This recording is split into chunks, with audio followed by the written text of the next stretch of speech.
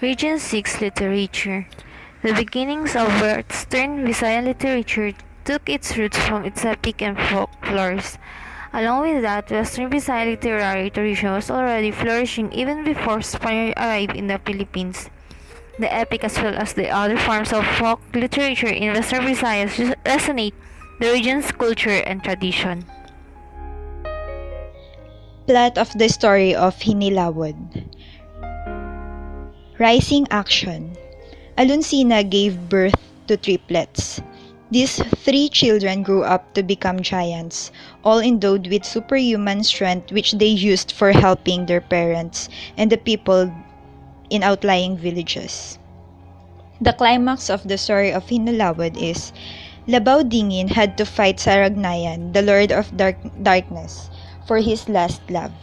He was overpowered and thrown into prison, and there he languished for many years until one of his children fought the Lord of Darkness and killed him.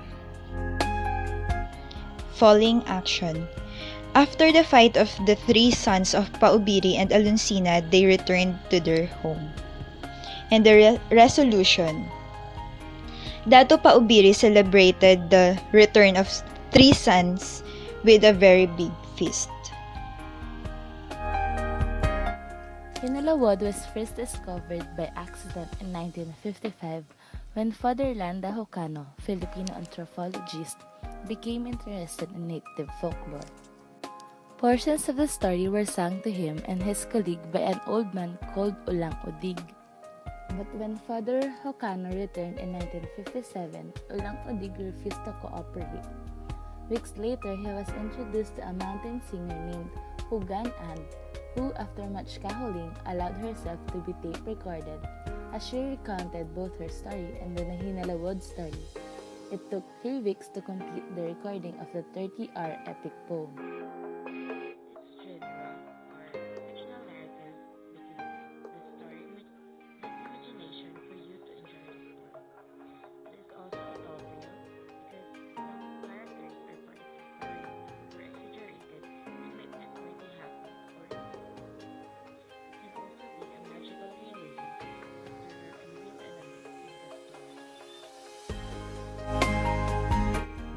The main characters in Hinilawod are Aluncina, the goddess of the eastern sky, also known as Alauncina; Datu Paubari, the mighty ruler of Halawod, who Aluncina chose to marry; Suklang Malayon, the goddess and the guardian of happy homes and sister of Aluncina; Kaptan, king of gods; Bungot Banwa, high priest who performed the rites of the god of Mount Madhya as Labao Dongon.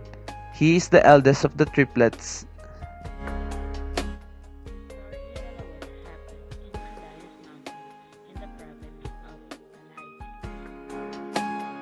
The conflict in Hinilawod is to be considered as man versus man because the problem starts when the triplets fight for their desired wives.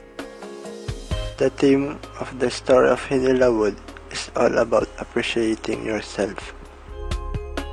The moral lessons in Hinilawod are: first, listen to the counsel of your parents. Second is do not remove yourself from the right path. And lastly, do not succumb to temptation, for it will lead you to the tragedy and failure. The constructionist approach. Most of the hero in a story plays to be a loyal, kind-hearted, faithful, and brave lad. However, in Hinilawod, it was different. Labao Dingin had 3 wives at the same time. Mythological approach. The story had used mythological creatures and symbols which affect the readers. The mythological creatures, such as the monsters and the boulders, symbolize the hardships one must go through in the name of love.